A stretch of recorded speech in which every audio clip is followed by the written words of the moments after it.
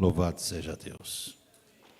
Nós vamos abrir então, meus amados irmãos, sem mais delongas, a nossa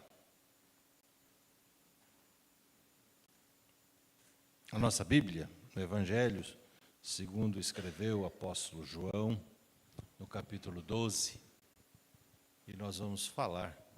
É possível nós passarmos o Natal sem Jesus? Não é possível. Então, nosso Natal precisa ter a companhia de Jesus. Sem Jesus, não dá. Assim, então, meus amados irmãos, no texto que nós escolhemos para a leitura, começa-se então no verso 37. Capítulo 12, verso 37. E embora tivesse feito tantos sinais na sua presença, não creram nele. Para se cumprir a palavra do profeta Isaías, que diz: Senhor, quem creu em nossa pregação e a quem foi revelado o braço do Senhor? Por isso não podiam crer, porque Isaías disse ainda: cegou-lhe os olhos e endureceu-lhes o coração, para que não veja com os olhos e nem entenda com o coração, e se convertam e sejam por mim curados. Isso disse Isaías, porque viu a glória dele e falou a seu respeito. Contudo, muitos dentre as próprias autoridades creram nele, mas, por causa dos fariseus, não o confessaram, para não serem expulsos da sinagoga, porque amaram mais a glória dos homens do que a glória de Deus. E Jesus clamou, dizendo: quem crê em mim, crê, não em mim, mas naquele que me enviou. E quem me vê a mim, vê aquele que me enviou. Eu vim como luz para o mundo, a fim de que todo aquele que crê em mim não permaneça nas trevas. Se alguém ouvir as minhas palavras e não as guardar, eu não julgo, porque eu não vim para julgar o mundo, e sim para salvá-lo. Quem me rejeita e não recebe as minhas palavras, tem quem o julgue, a própria palavra que tenho proferido. Essa o julgará no último dia. Porque eu não tenho falado por mim mesmo, mas o Pai que me enviou, esse me tem prescrito o que dizer e o que anunciar. E sei que o seu mandamento é a vida eterna. As coisas, pois, que eu falo, como o Pai me tem dito, assim eu falo. Assim fala Jesus. Meus amados irmãos,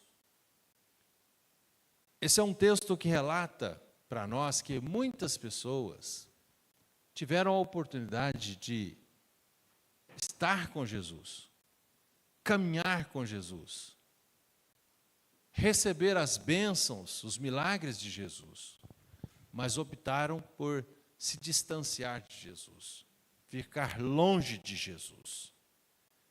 Diante de uma situação, por exemplo, inesperada, Pilatos então pergunta: eu estou com Jesus aqui, o que eu vou fazer de Jesus? O que eu vou fazer com Jesus? Esse chamado Cristo. Meus amados irmãos, essa pergunta continua ainda sendo feita. A resposta precisa ser dada. Ela precisa ser respondida por mim, por você, por todas as pessoas nessa vida. Deus enviou o seu Filho ao mundo, como nos diz o texto, que ele não veio para julgar o mundo, mas ele veio para que o mundo fosse salvo por ele. Então ele veio para salvar as pessoas. Trata-se de uma salvação exclusiva, trata-se de uma salvação única, trata-se de uma salvação eterna. Só Jesus Cristo salva. Existem hoje muitas propostas sendo feitas de salvação, mas a única verdadeira, a única que é honesta, sincera, concreta, é a salvação no Senhor Jesus Cristo. O homem sem Jesus Cristo, ele está escravo do pecado, ele está na escravidão, ele está nas trevas do pecado, ele está nas trevas do pecado, da morte, do diabo, está perdido eternamente. Assim nos diz a palavra de Deus, porque Jesus mesmo é que garante que para ir ao céu, as pessoas precisam de segui-lo, porque Ele é o caminho. Ele é o caminho. Assim então, meus amados irmãos, a proposta de Deus exige uma resposta. E o texto que nos traz agora a mensagem diz: quem crê em Jesus tem a vida eterna. Quem não crê em Jesus Cristo como o Filho de Deus, como o mediador entre Deus e os homens, vai continuar no seu estado normal. E qual que é o estado normal do homem? O estado normal do homem é o estado de morte eterna. O estado normal do homem é o estado de condenação eterna. E no capítulo 12, então, João registra aqui os últimos dias de Jesus. Registra os últimos momentos do ministério de Jesus junto com seus discípulos. E então João dedica esses últimos momentos de Jesus a escrever para nós sobre a vida pública, sobre os ensinos de Jesus aos seus discípulos. Jesus então caminha com os seus discípulos, Jesus então ensina os seus discípulos com ensinos práticos, com exemplos. Ele vai ensinando os seus discípulos. E primeiro, aqui no texto, Jesus explica sobre a incredulidade dos judeus. Falando sobre essa incredulidade dos judeus, depois então Jesus descreve o que seria uma fé verdadeira, uma fé genuína, uma fé pura, uma fé salvadora. Assim então, meus amados irmãos, dividimos esse texto nesses dois pontos fundamentais para aprendermos nessa noite o que nós podemos para ter Jesus conosco para sempre, não só agora neste Natal. Assim então, o texto nos diz claramente, em primeiro lugar, que a incredulidade é pecado. A incredulidade é pecado. E aquilo que é pecado não entra no céu. Aquilo que é incredulidade não entra no céu. Assim então, nós podemos ver nos versos 37 em diante do capítulo 12 do Evangelho de João, quando ele diz: e embora tivesse feito tantos sinais na sua presença, não creram nele. Para se cumprir a palavra profética de Isaías, que diz: Senhor, quem creu em nossa pregação e a quem foi revelado o braço do Senhor? Por isso não podiam crer, porque Isaías disse ainda: cegou-lhe os olhos, endureceu-lhes o coração, para que não vejam com os olhos, nem entenda com o coração, e se convertam e sejam por mim curados. Isso disse Isaías, porque viu a glória dele e falou a seu respeito. Contudo, muitos dentre as próprias autoridades, olha o texto, creram nele, mas, por causa dos fariseus, não o confessavam, para não serem expulsos da sinagoga. Crentes nominais, crentes 007, crentes escondidos, porque amaram mais a glória dos homens do que a glória de Deus. Assim então, meus amados irmãos, a fé, ela é algo explicável. Dá para explicar a fé. Aliás, inexplicável. A fé é a certeza das coisas que se espera e a convicção de fatos que se não veem. Mas a incredulidade, sim, essa se explica. E é exatamente isso que João está revelando para nós aqui nesse texto. A incredulidade dos judeus. E ele revela isso no verso 37, dizendo: e embora tivesse feito tantos sinais na presença deles, não creram nele.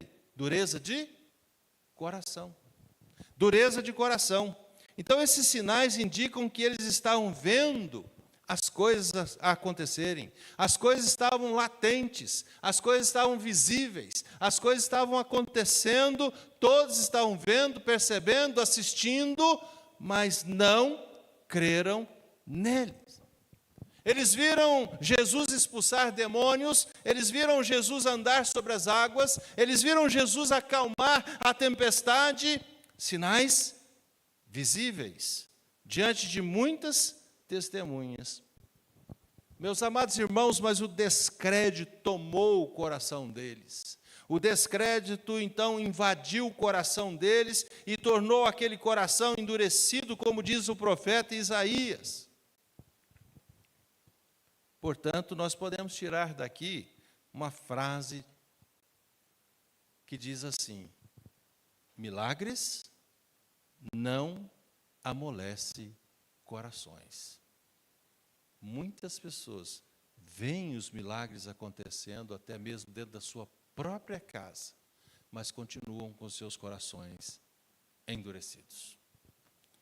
Portanto, meus amados irmãos, uma segunda coisa que dá para ver é com relação à incredulidade com as Escrituras. Para se cumprir a palavra do profeta Isaías, que diz: Senhor, quem creu em nossa pregação e a quem foi revelado o braço do Senhor? Ele está dizendo assim: quem é que está entendendo? Existe alguém que está entendendo o que está sendo dito? Meus amados irmãos, somente Deus pode acabar com a nossa incredulidade. Somente Deus pode nos fazer crer nele. Ou seja, a incredulidade do homem está sobre a soberania de Deus, ou seja, está debaixo da soberania de Deus. Deus é soberano e Deus pode amolecer um coração endurecido. E a palavra de Deus diz assim: se Deus é por nós, quem será contra nós?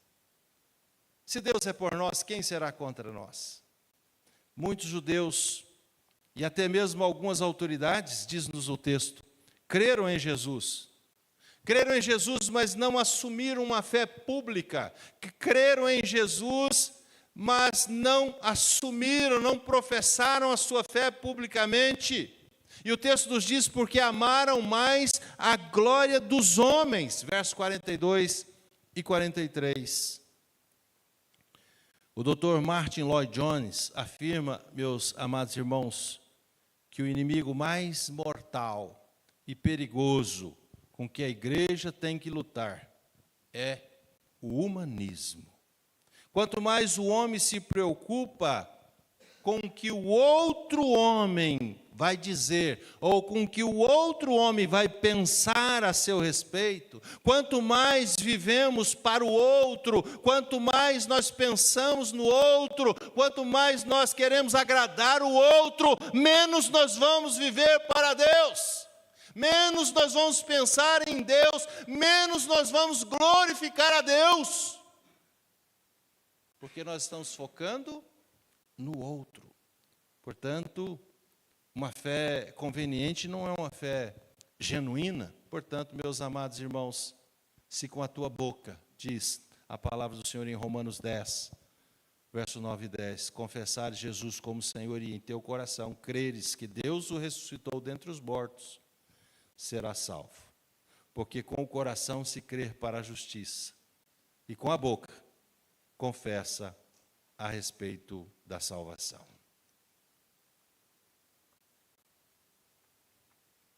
A segunda coisa que esse texto também nos ensina, a partir dos versos 44, é que somente a fé verdadeira pode nos livrar das trevas. Somente a fé verdadeira nos livra das trevas, nos livra do poder de Satanás, nos livra da morte eterna, nos livra do inferno. Assim nos diz os versos 44 a 50. E Jesus clamou dizendo: quem crê em mim, não em mim, mas naquele que me enviou. E quem me vê a mim, vê aquele que me enviou. Eu vim como luz para o mundo, a fim de que todo aquele que crê em mim não permaneça nas trevas. Se alguém ouvir as minhas palavras e não as guardar, eu não julgo, porque não vim para julgar o mundo, e sim para salvá-lo. Quem me rejeita e não recebe as minhas palavras, tem quem o julgue, a própria palavra. A própria palavra que tenho proferido, essa julgará no último dia, porque eu não tenho falado por mim mesmo, mas o Pai que me enviou, esse me tem prescrito o que dizer e o que anunciar. E sei que o seu mandamento é a vida eterna. As coisas, pois, que eu falo, como o Pai me tem dito, assim eu falo. No Evangelho de João, no capítulo 5, no verso 29, o próprio Senhor Jesus Cristo diz: examinai as Escrituras, porque cuidar ter nelas a vida eterna. Porque são elas que testificam a meu respeito. É pela palavra que nós vamos ser salvos. Então, meus amados irmãos, ela vem pelo ouvir a pregação da palavra de Deus. Fé como o exercício de confiança acompanhado por uma vida de obediência, verso 44 e 45, uma vida com propósito, uma vida com gratidão, uma vida de entrega, uma vida de sacrifício. Quem crê em Jesus, crê também que o Pai o enviou. Não existe, meus amados irmãos, possibilidade de dizer que conhece a Deus, que alguém conhece a Deus, alguém dizer eu conheço a Deus, mas não aceita o Filho, não conhece o Filho, ignora o Filho. É isso que Jesus está dizendo, é impossível, porque eu e o Pai, nós somos Jesus. Eu e o Pai somos um, e enviarei outro Consolador, assim havendo harmonia entre eles. Meus amados irmãos, devemos tomar muito cuidado, pois existem aqueles que ensinam e acreditam apenas em Deus como Pai, mas rejeitam a divindade do Filho, rejeitam a divindade do Espírito Santo. O verso 46 nos diz que Jesus é a luz divina que veio a este mundo. No capítulo 8, verso 12, ele diz: eu sou a luz do mundo. Quem anda comigo jamais andará nas trevas, meus amados irmãos. A vida estava nele e a vida era a luz dos homens. A situação, meus amados irmãos, de uma pessoa que não crê em Jesus é a mesma de uma pessoa que está completamente, imagina um local muito escuro, mas muito escuro, do qual você não enxerga absolutamente nada, não consegue enxergar nada. Imaginou esse lugar? Imaginou essa situação? É isso que o texto está dizendo. Quem não tem Jesus está completamente nas trevas. E trevas aqui no texto, meus amados irmãos, simboliza morte, simboliza tristeza, simboliza cegueira, simboliza perdição, simboliza, meus amados irmãos, eternidade no inferno, para sempre. Eternidade é para sempre. Crer em Jesus, versos 35 e 36, é ter a luz da vida. Podemos ler, versos 35 e 36? Pode colocar para nós? Respondeu-lhe Jesus: ainda por um pouco a luz está convosco. Andai enquanto tendes a luz, para que as trevas não vos apanhem. E quem anda nas trevas não sabe para onde vai. Portanto, está completamente perdido. Enquanto tendes a luz, crede na luz, para que vos torneis filhos da luz. Jesus disse estas coisas e, retirando-se, ocultou deles. Meus amados irmãos, a salvação consiste em nós ouvirmos. Portanto, o Senhor Jesus Cristo mesmo diz, como diz Paulo, escrevendo aos Efésios, que quando nós cremos no Senhor Jesus Cristo, Ele está nos transportando, Ele está nos tirando, Ele está nos arrancando do império das trevas para a sua maravilhosa luz. Ele está resgatando, Ele está salvando, Ele está tirando de lá. Nós somos arrancados do domínio do diabo. A salvação consiste em nós ouvir, receber e guardar as palavras do Senhor Jesus. A própria palavra de Jesus já anuncia o julgamento, verso 48, para quem não quer ouvir, para quem não aceita, para quem não recebe. Quem é que vai condenar? Diz o texto no capítulo 12, no verso 48. Ele diz: quem me rejeita e não recebe as minhas palavras, tem quem o julgue. Quem é que vai julgar? A própria palavra. Portanto, meus amados irmãos, mas quem recebe a instrução de Jesus, nos diz o texto, tem a vida eterna. Basta somente crer. Conta-se uma história de que um homem mendigo viveu durante 21 anos, assentado todos os dias à beira de uma estrada, sobre uma pedra.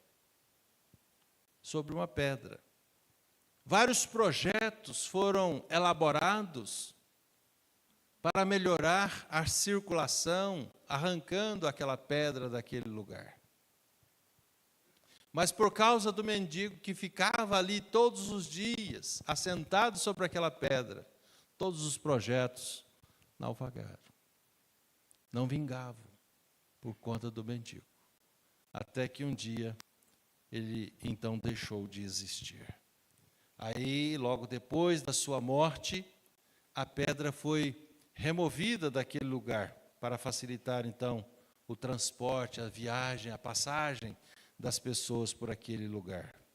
Verificou-se então com um grande assombro que embaixo daquela pedra existiam joias raríssimas, pertencentes a um rei famoso que havia enterrado debaixo daquela pedra esses tesouros.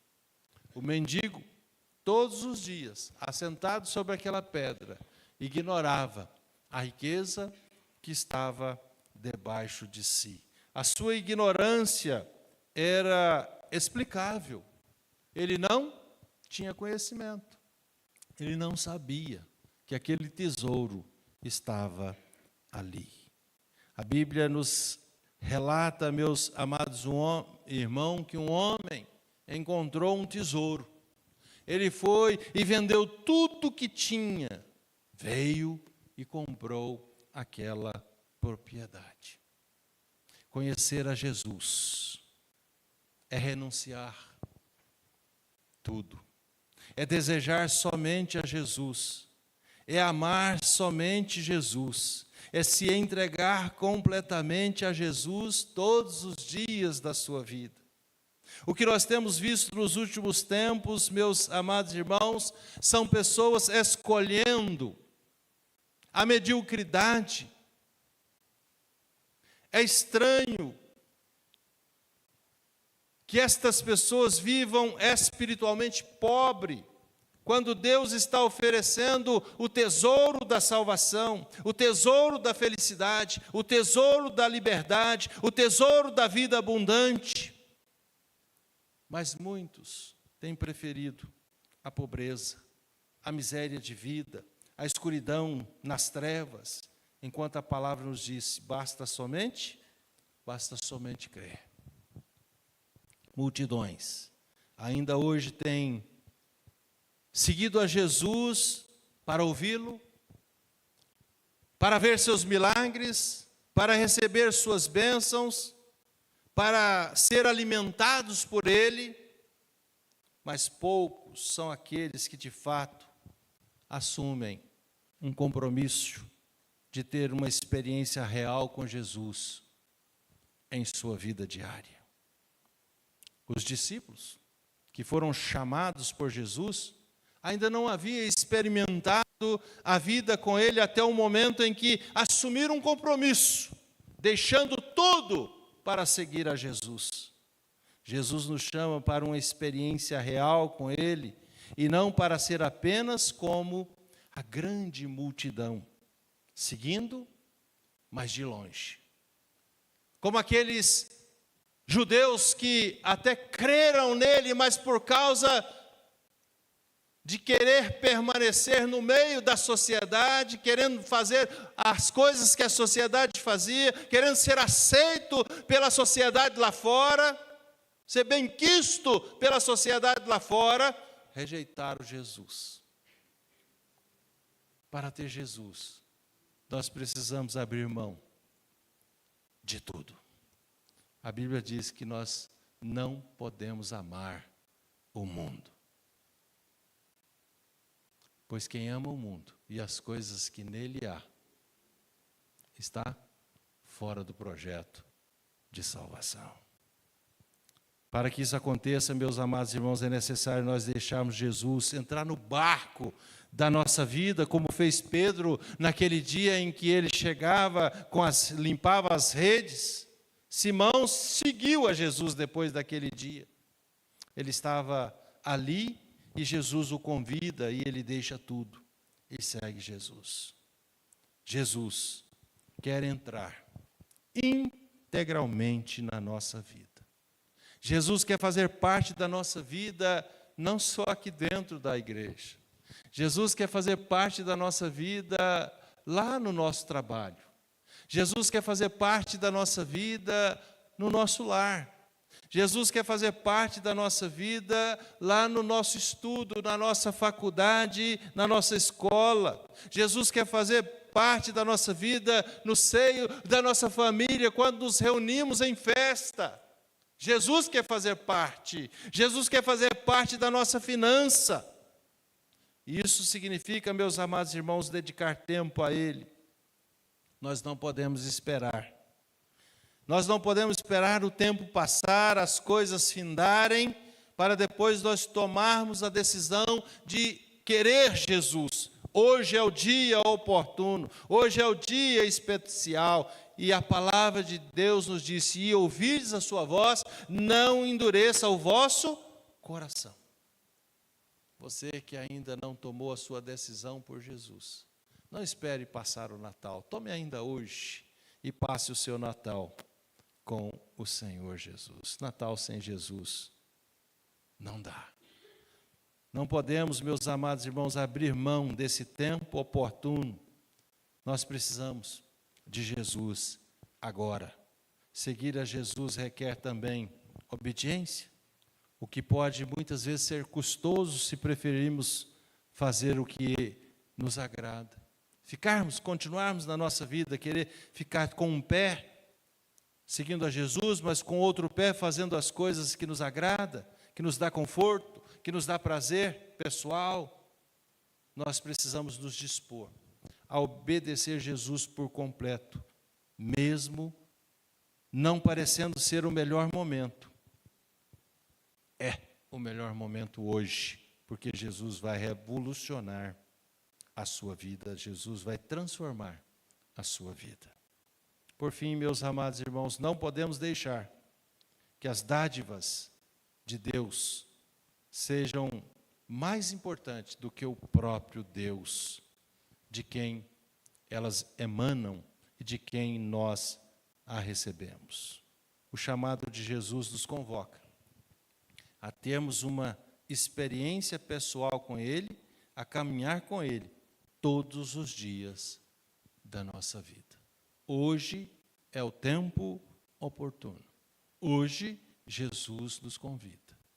Hoje, nós precisamos tomar essa decisão de passar o Natal, não só o Natal, mas o resto da nossa vida com Jesus. Você quer Jesus? Amém?